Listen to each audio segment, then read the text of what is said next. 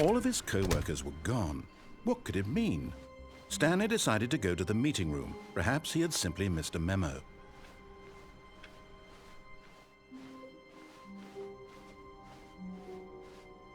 When Stanley came to a set of 2 open doors, he entered the door on his left.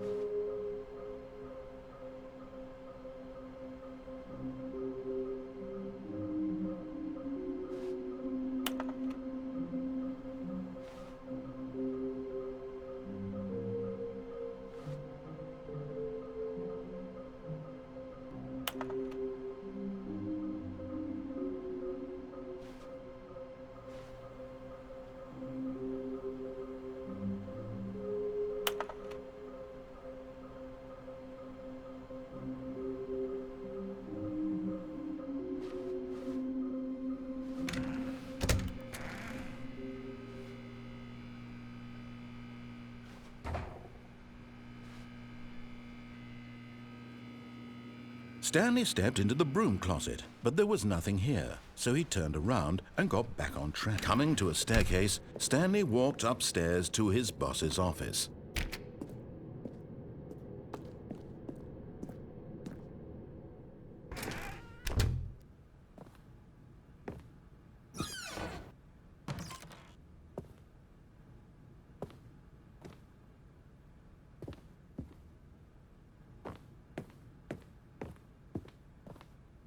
Stepping into his manager's office, Stanley was once again stunned to discover not an indication of any human life. Shocked, unraveled, Stanley wondered in disbelief who orchestrated this. What dark secret was being held from him? What he could not have known was that Stanley was in such a rush to get through the story as quickly as possible, he didn't even have a single minute to just let the narrator talk. That kind of anxiety isn't healthy. So he relaxed for a few moments with some calming New Age music.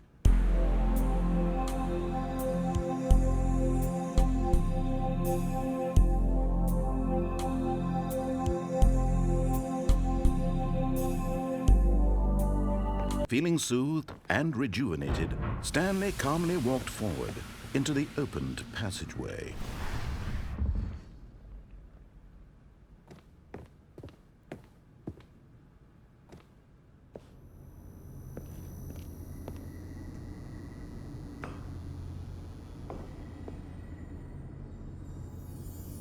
Okay, I'm going back to the name of these little Stanley figurines, and now I'm torn between Stanlerines and Figlies. What do you think, Stanley? What name better encapsulates the intrinsic sense of happiness that you get from seeing a small number in the corner of your screen go up by 1? Let me sit on it. I'm sure it will come to me.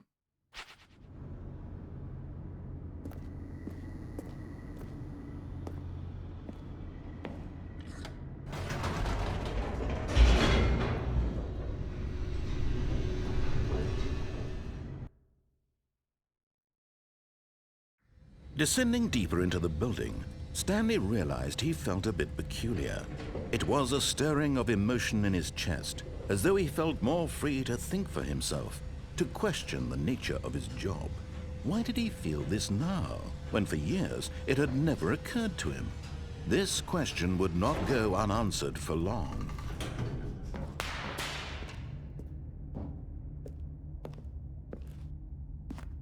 Stanley walked straight ahead through the large door that read Mind Control Facility.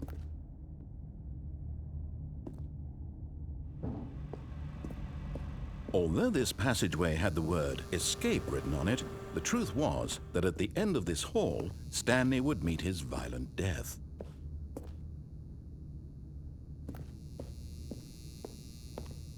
The door behind him was not shut. Stanley still had every opportunity to turn around and get back on track.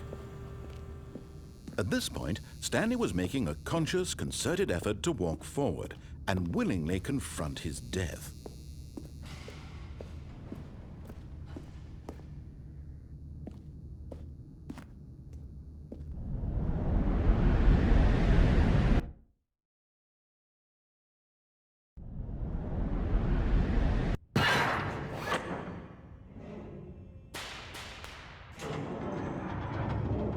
As the machine whirred into motion and Stanley was inched closer and closer to his demise, he reflected that his life had been of no consequence whatsoever. Stanley can't see the bigger picture.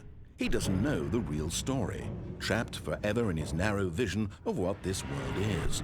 Perhaps his death was of no great loss, like plucking the eyeballs from a blind man. And so he resigned and willingly accepted this violent end to his brief and shallow life. Farewell, Stanley.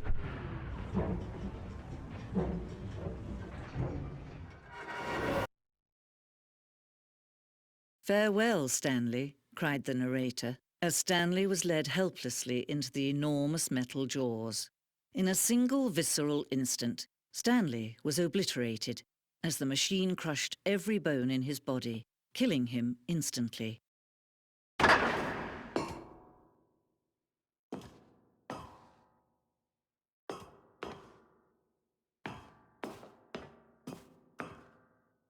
And yet it would be just a few minutes before Stanley would restart the game, back in his office, as alive as ever.